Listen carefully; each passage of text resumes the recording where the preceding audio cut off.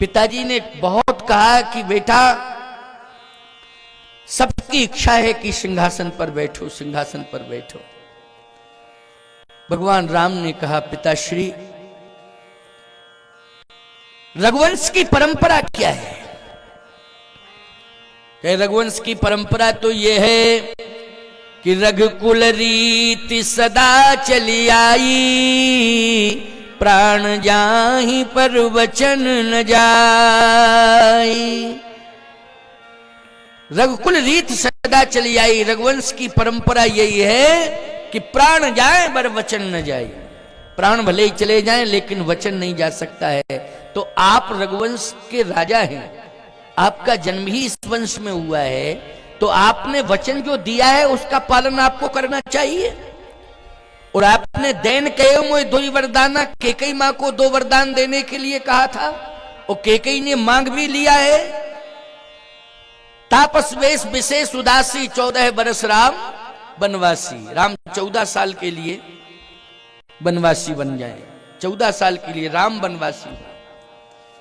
बोले भरत जो है अयोध्या का राजा बने।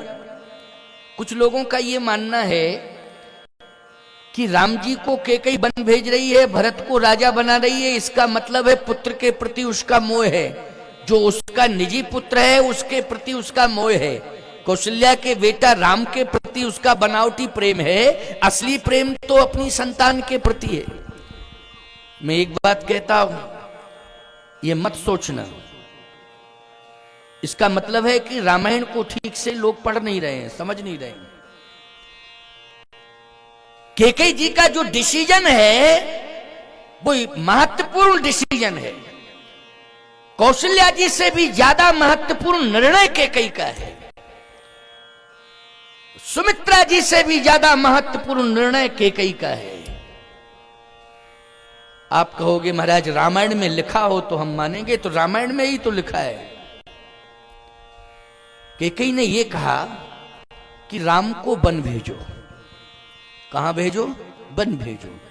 और भरत को राजा बना दो।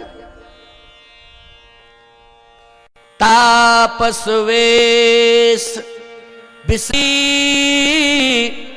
14 बरस राम बनवासी।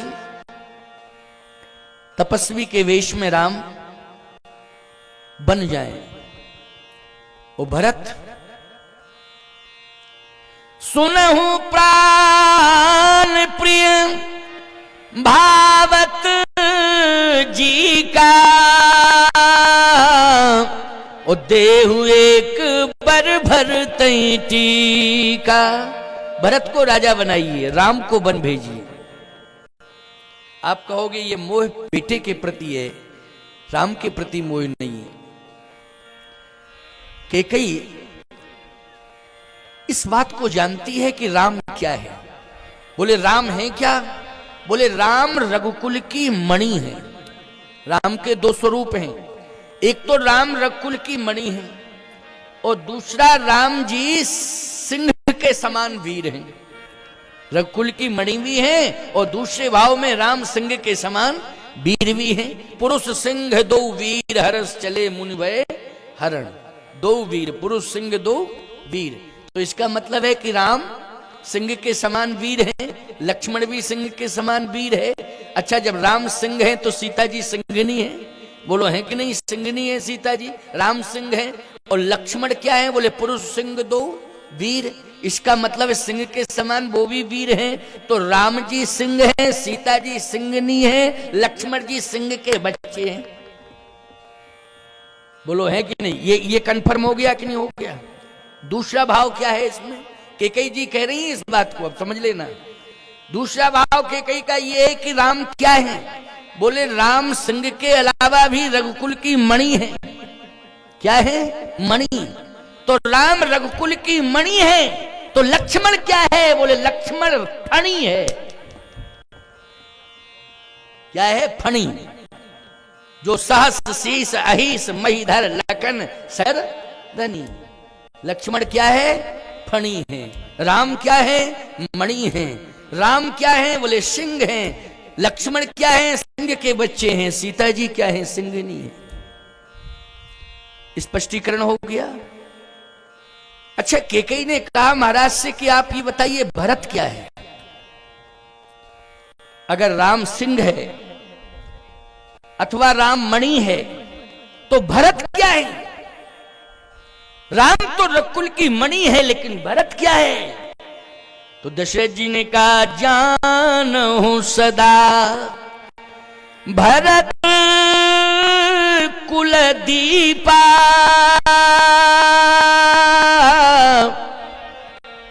ये रघुकुल का दीपक है। जानो सदा भरत कुल दीपा, ये क्या है? रघुकुल का दीपक है। दीपक तो भरत को क्या बताया? दीपक। और राम को क्या बताया? मणि। दीपक और मणि में बोलो अंतर है कि नहीं? दीपक मणि में बहुत अंतर है, जमीन आसमान का अंतर है। जानहु सदा भरत कुल दीपा, बार बार मुझे कहू महीपा। बार बार मुझे कहू महीपा। कैकेयी भी कह रही इस बात को, कौशल्या जी भी स्वीकार कर रही हैं और सुमित्रा जी भी, कि बार बार मुझे कहू महीपा। महीपा मानी राजा दशरथ के लिए है संबोधन, है ना। जानो सदा भरत कुल दीपा, भरत कुल का दीपक है। तो कैकेयी ने कहा महाराज मैं आपसे प्रार्थना कर रही हूं, समझने की कोशिश करो। अगर भरत दीपक है और राम मणि है तो मणि को रहना चाहिए वन में और दीपक को रहना चाहिए भवन में। यही शोभा है। दीपक वन में रहता है कि भवन में रहता है? बोलो। अगर दीपक को वन में रख दोगे तो बुझ जाएगा कि नहीं बुझ जाएगा? नष्ट हो जाएगा कि नहीं? बोलो। और मणि को अगर भवन में छिपा के रखोगे तो उसका अस्तित्व खत्म। तिजोरी में बोलो क्या रखी? मणि, कोई देखा ही नहीं पा रहा है। तिजोरी के अंदर ताले में बंद है, बोले क्या है? मणि। अच्छा ईमानदारी से बताओ, मणि का अस्तित्व कुछ है? बोलो। जब तिजोरी के अंदर बंद है, कोई अस्तित्व नहीं उसका, रखे रहो बस, तिजोरी में बंद रखे रहो। मणि का वो प्रकाश होता है कि चाहे जितना आंधी तूफान चले, लेकिन मणि का प्रकाश प्रभावित नहीं होता है। बोलो भाई, होता है? लोग कहते हैं कि राम को वन क्यों भेजा? कैकेयी ने भरत को भेजती वन। भरत को वन भेजती तब उसे पता चलता।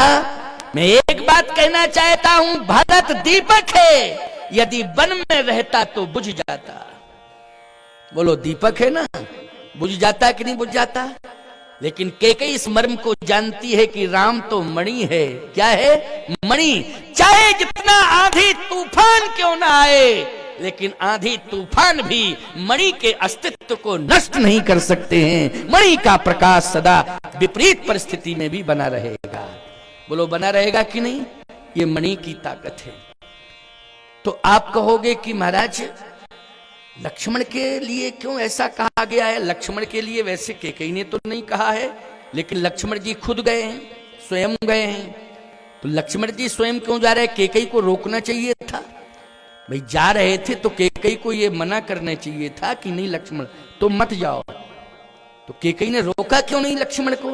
कैकेयी ने इसलिए नहीं रोका क्योंकि कैकेयी इस मर्म को जानती थी, राम अगर मणि है तो लक्ष्मण फणी है। जहां फणी होगा वहीं मणि, और जहां मणि है वहीं फणी। मणि के बिना फणी रह नहीं सकता है।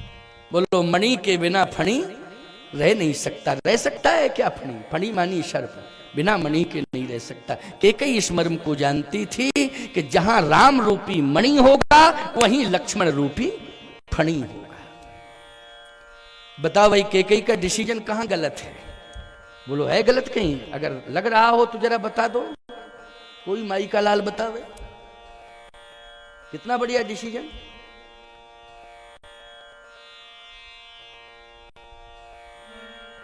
अच्छा एक बात बताओ, अगर राम सिंह है तो सिंह कहां का राजा होता है? वन का राजा होता है। बोलो, कहां का राजा होता है सिंह? गांव का राजा होता है सिंह? नहीं होता ना। गांव का राजा वो थोड़ी होता है, वो वन का राजा होता है? और राम जी ने इस बात को कहा है कि पिता दीन मोहि कानन राजू,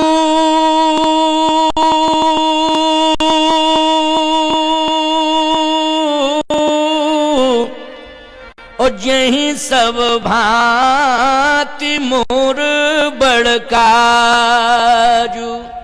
पिताजी ने मुझे जंगल का राजा बनाया है। पिता दीन मोह कानन राजू। अच्छा, सिंह को कहां का राजा बनाया जाता है? कहां का राजा होता है? जंगल का राजा होता है। इसलिए पिता दीन मोह कानन राजू, पिताजी ने मुझे जंगल का राजा बनाया है, क्योंकि सिंह जो है जंगल का राजा होता है।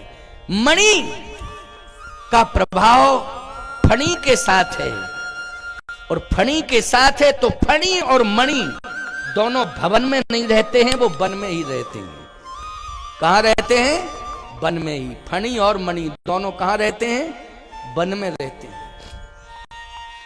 कब सपेरे होते हैं ना, सपेरे देखा ना, सांप को पकड़ लेते हैं और पिटारे में बंद कर लेते हैं। लेकिन कोई माई का लाल ये बतावे कि कभी भी किसी भी गांव में सपेरा मणि वाला सांप पिटारे में बंद करके लाया हो? बोलो बोलो भाई। आज तक की तारीख में तो अभी नहीं हुआ, अब आगे हो जाए तो अलग बात है। क्यों भाई? कोई सपेरा। अच्छा, और यदि मणि वाला सांप लेके आ जाए सपेरा गांव में, तो ना सांप बचेगा ना सपेरा बचेगा, क्योंकि मणि के चक्कर में। क्यों भाई? मणि के चक्कर में। मणि कितनी कीमती होती है, सोचो जरा। पहली बात तो यह है कि मणिहारा सर्प सपेरे के अंडर में आ नहीं सकता है, मुश्किल है। समझ रहे हो कि नहीं? नहीं तो ये जितने सपेरे हैं ये बीन बजाते नहीं घूमते। एक ही मणि मिल जाती तो काम चल जाता। क्यों भाई? काम बन जाता कि नहीं? ये जिंदगी भर बजाते ही रहते हैं, इनके पीढ़ी दर पीढ़ी यही करते आ रहे हैं। क्यों भाई? एक आधा ही मणि वाला मिल जाता तो एक मणि करोड़ों की कीमत का होता है। बोलो होता नहीं है? उसकी कीमत की कितनी कीमत लगाई जाए एक मणि की, सोचो जरा। लेकिन आज तक ये पकड़ पाए, जल्दी बोलो। हाँ, तो समझ लेना इस बात को। ये मणि वाला सर्प रहता कहां है? बोले मणि वाला सर्प रहता है वन में, भवन में नहीं रहता है। कहां रहता है? वन में रहता है प्यारे। और जिसके पास से मणि चली जाती है वो सर्प जिंदा ही नहीं रहता है। अगर मणि धोखे से चली जाए तो फिर वो सर्प जीवित नहीं रह सकता है। फन पटक पटक करके वो प्राणांत कर देगा। समझ गए हो कि नहीं? ये स्थिति रहती, वो जिंदा ही नहीं रह सकता है। फिर यदा कदा किसी राजा को मिल जाती है वो मणि। समझ गए हो कि नहीं? ये संयोग की बात है। किसकी बात है? संयोग की बात है।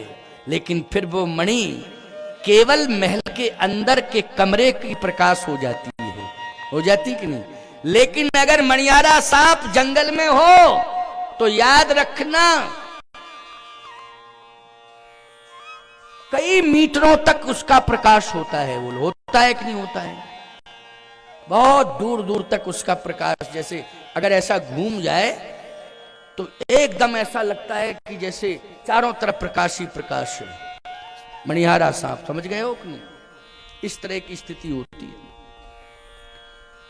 लेकिन उसकी शोभा है वन में, भवन में नहीं है। तो केकई ने कहा कि राम मणि है, उसको भवन में रखो। राम सिंह है, जंगल का राजा बना दो।